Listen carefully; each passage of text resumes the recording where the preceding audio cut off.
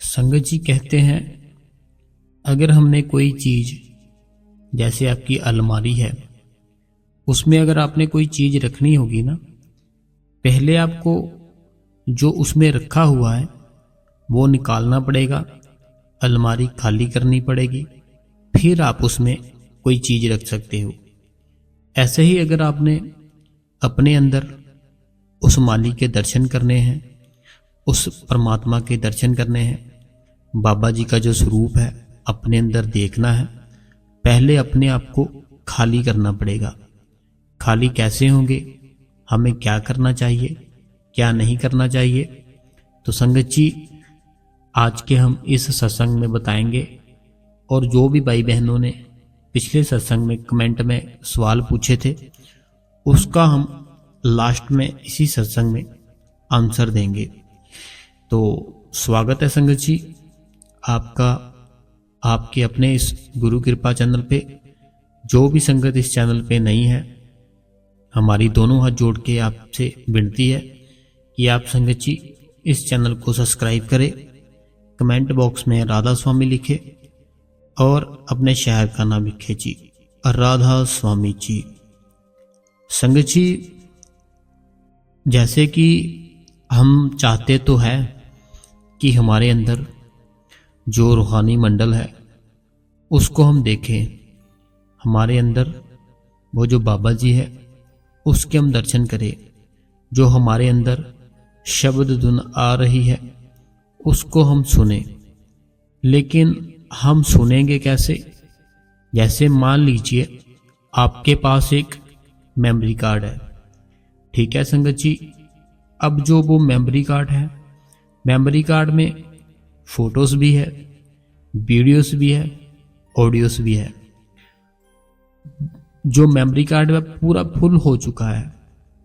अब उसमें अगर आप कुछ और डालोगे वो नहीं डलेगा, स्टोरेज फुल आएगा, ठीक है। तो अगर आपने कुछ उसमें डालना है, पहले जो उसमें मेमोरी है ना, चाहे फोटोस है, वीडियोस है, ऑडियोस है, उसको आपको डिलीट करना पड़ेगा। जैसे डिलीट करोगे आपकी जो मेमोरी फ्री हो जाएगी, फिर आप चाहो जो मर्जी उसमें डाल सकते हो। ऐसे ही जो इंसान है, इसकी जो मेमोरी है जो बचपन से ही बननी शुरू हो जाती है। जैसे कि स्कूल की मेमोरी, कितना कुछ उसको याद रखना पड़ता है, कितना कुछ उसको हर टाइम याद रखो, सोचो ये था, इसका क्वेश्चन ये था, इसका आंसर ये था, हर टाइम उसको कुछ ना कुछ याद रखना पड़ता था।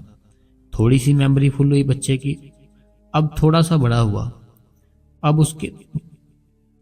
उसके थोड़े बहुते दोस्त बने, उसने अपने घर से अकेले बाहर इधर उधर जाना शुरू किया, अब उसकी थोड़ी सी और मेमोरी फुल हो गई। अब जैसे और बड़ा हुआ उसकी शादी हो गई, शादी होने के बाद उसकी मेमोरी और फुल हो गई। ऐसे ही जो मेमोरी थी ना हमारी, उसमें इतना कुछ हमने स्टोर कर दिया कि हम उसको भूल नहीं सकते। देखो कुछ बातें ऐसी होगी जो आपके बचपन की आपको अभी भी याद होगी, तो वो याद कैसे हैं? आपकी मेमोरी में स्टोर है तो याद है, अगर वो मेमोरी में स्टोर नहीं होती तो आपको याद ही ना होती। ऐसे ही कुछ चीजें ऐसी होती है जो हम स्टोर करना चाहते हैं और उसको करते भी हैं। कुछ चीजें ऐसी होती है जो कि हम स्टोर नहीं करना चाहते, फिर वो हमारे दिमाग में स्टोर नहीं होती। जैसे कि आज से 10 साल पहले आपके साथ कुछ हुआ हो, वो आपको याद होगा क्योंकि आपने उसको स्टोर कर लिया। लेकिन आपने कल कौन सी सब्जी खाई थी, ये हो सकता है आपको याद ही ना हो। कल की बात याद नहीं होगी, लेकिन जो 10 साल पहले हुआ था वो आपको याद होगा। ऐसा क्यों हुआ? क्योंकि वो जो बात थी उसको आपने बहुत ही इम्पोर्टेंट समझा, ये बात मेरे साथ हुई थी। लेकिन जो आपने सब्जी खाई वो तो आप डेली खा रहे हो, वो याद रखने वाली बात ही नहीं, इसलिए आपके अंदर स्टोर भी नहीं रही। तो ऐसे ही संगत जी आपकी जो मेमोरी है उसको आपने फ्री करना है पहले। जब आप इसको फ्री कर लोगे ना अच्छे से, फिर आपको उसके मालिक के अंदर दर्शन होंगे। मैं जैसे बाबा जी से नामदान लिया था ना, तो मेरे को ऐसे लगता था पहले पहले पहले ऐसा लगता था कुछ टाइम के लिए कि नामदान तो ले लिया, अब पता नहीं क्या होगा। लेकिन जो वो बताते हैं वो सब कुछ होता है, लेकिन होता किनके साथ है? जो उस मालिक के ऊपर यकीन रखते हैं। जिसको उसके ऊपर यकीन है उसके बेड़े पार है। अगर आपको नहीं यकीन है तो आप यकीन करके देखो, 2.5 घंटे रोज बैठ के देखो। 2.5 घंटे जब रोज बैठोगे तो आप देखना अपने आप ही अपने मन में आपकी सोचने की शक्ति सब कुछ आपका चेंज हो जाएगा। कुछ दिनों में, कुछ महीनों में चेंज हो जाएगा, लेकिन थोड़ा टाइम लगेगा। इतनी जल्दी नहीं कि आज बैठे कल आपका सब कुछ चेंज हो जाएगा, ऐसा बिल्कुल नहीं है। अगर आप सच में चाहते हो अपने आप को चेंज करना तो आपको रोज बैठना पड़ेगा, रोज बैठना पड़ेगा। जैसे हम कहीं जॉब करते हैं ना, तो पहले हम काम सीखते हैं। हम काम सीखने जब गए थे पहले दिन थोड़ी हमें आ गया था वो काम, हमें कुछ समय लगा था। फिर उन्होंने हमारी, जब हमको काम आ गया था ना, उन्होंने हमारी सैलरी भी लगा दी थी। ऐसे ही जब हम उसके दर्शन करेंगे ना अपने अंदर, फिर हमारे अंदर बहुत से चेंज आएंगे जो कि आप सोच भी नहीं सकते।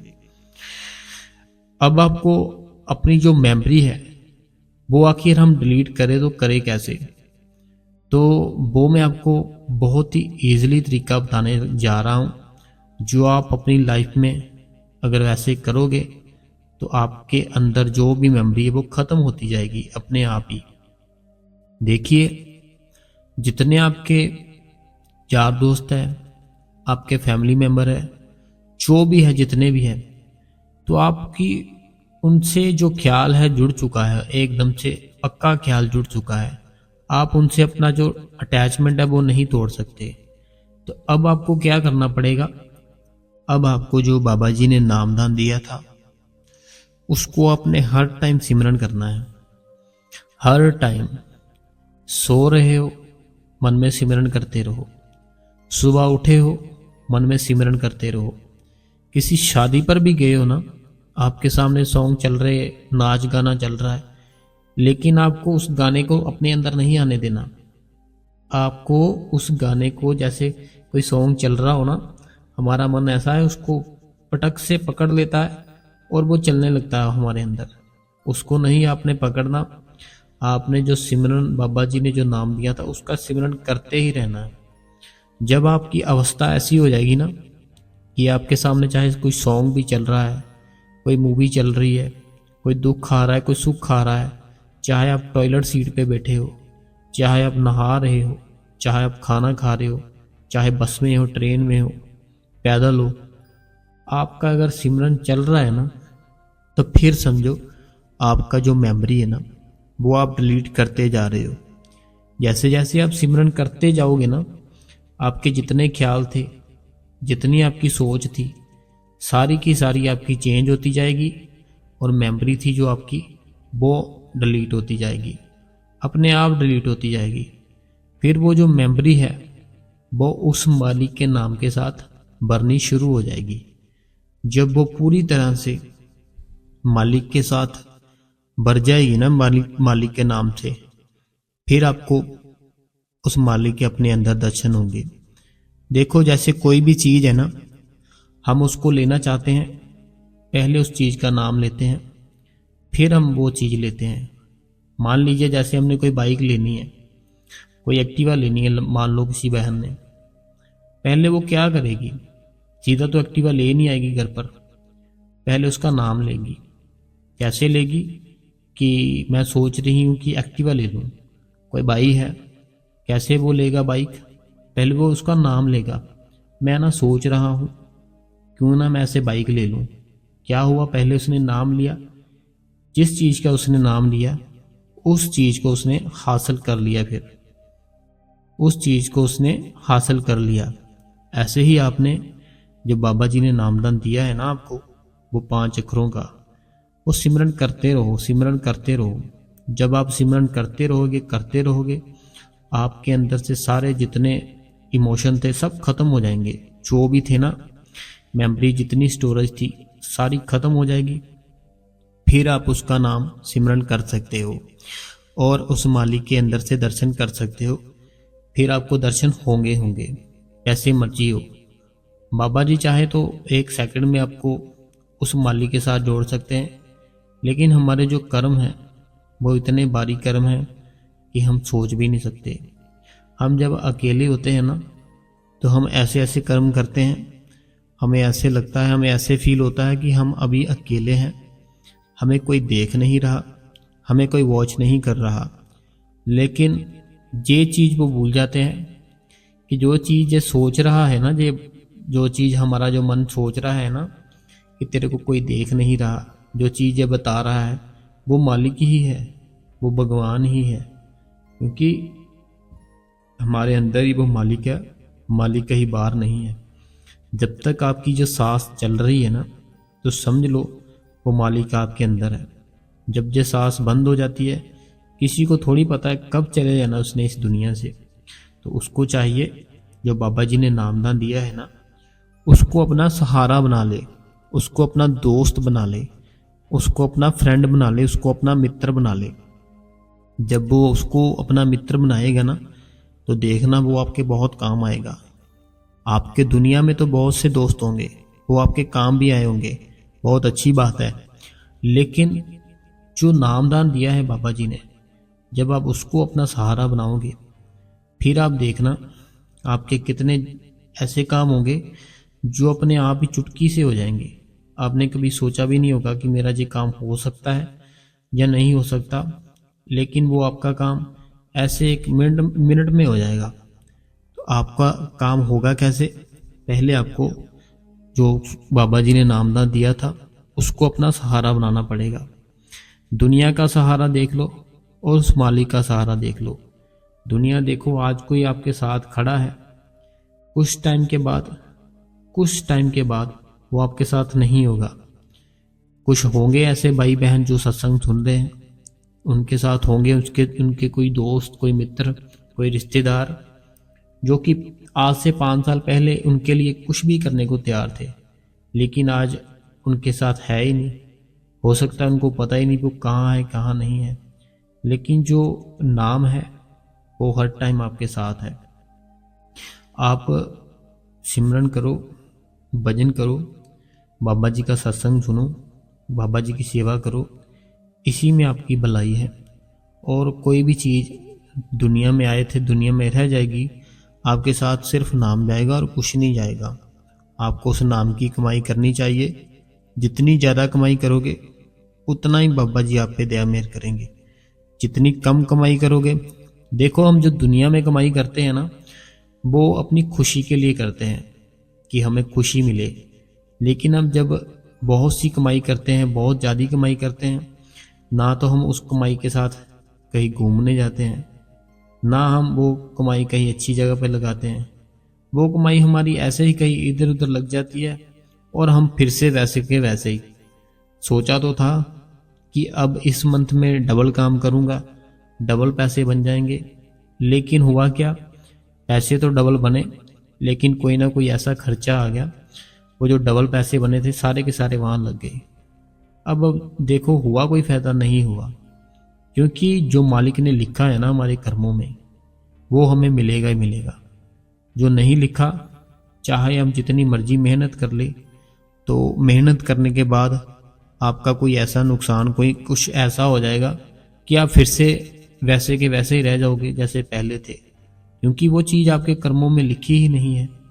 तो अगर आपने वो चीज़ लेनी है जो आपका दिल कर रहा है, जिसके लिए आप डबल मेहनत कर रहे हो, तो वो चीज़ आपको मिलेगी और नुकसान भी नहीं होगा। मिलेगी कैसे? जब आप उस मालिक का नाम जप करोगे। जब उस मालिक का नाम जप करते हो ना आप, वो मालिक आप पे तरस खाता है कि ये अभी अच्छे रास्ते पर चल रहा है, इसकी मदद करनी चाहिए। फिर जब वो मालिक मदद करता है, फिर हमारा जो काम है बहुत ही जल्दी, बहुत ही झट से, बहुत ही आसानी से बन जाता है। कोई कोशिश करता है 100 बार, कोई कोशिश करता है 1 बार। जो 100 बार कोशिश करता है उसकी जीत होगी, जो एक बार ही कोशिश करता है उसकी जीत कभी नहीं होती। ऐसे ही हमें रोज रोज बैठना है, रोज रोज बैठना है। जब हम रोज रोज बैठेंगे ना, फिर वो मालिक हम पे दया मेहर करेगा ही करेगा। अब जैसे आप रात को सोने लगोगे ना, तो आपको भजन सिमरन करना है। जैसे सिमरन करते हो ना, सिमरन करके मत सो जाया करो। भजन चाहे आप 15 मिनट 20 मिनट जितना भी करते हो, वो आपके काम आएगा। जो सिमरन करते हो वो अपने सिर्फ मन को कंट्रोल करने के लिए होता है, लेकिन जो असल कमाई होती है वो भजन की होती है। वो भजन आप जरूर करो। आपने ये नहीं सोचना कि मैंने सिमरन कर लिया, सेवा कर ली, बस बात खत्म। नहीं, ये सब एक तैयारी थी हमारी भजन के लिए। तो हमें क्या करना है, हमें भजन करना है, जरूर करना है। चाहे आप 10 मिनट की करो, लेकिन करना जरूर है। आपने प्रैक्टिस करनी है अपने अंदर उस धुन को सुनने की। जब आप प्रैक्टिस करोगे तो वो चीज़ आपको फिर ही मिलेगी जब आप उसकी प्रैक्टिस करोगे। अगर आप बैठोगे ही नहीं, उसकी प्रैक्टिस ही नहीं करोगे, फिर वो आपको शब्द धुन कैसे सुनाई देगी। तो ऐसे ही आपको संगत जी शब्द धुन अपने अंदर सुनाई देने का मतलब मीन्स कि जब तक नहीं देगी ना आपको शब्द धुन सुनाई, फिर आपकी कोई भी बात नहीं बनेगी। सिमरन करो, भजन करो, सब कुछ देगा वो मालिक, सब कुछ, इस दुनिया में भी और उस दुनिया में भी। आपका साथ कभी नहीं छोड़ेगा, चाहे आप जैसे भी हो, बस नाम जप करते रहो। तो ऐसे ही था संगत जी आज का हमारा जो सत्संग था। तो अब जो सवाल थे ना, कुछ ऐसे थे पिछले सत्संग में, तो उसका हम अभी इस सत्संग में आंसर देने लगे हैं। जिनके सवाल थे वो सुन सकते हैं।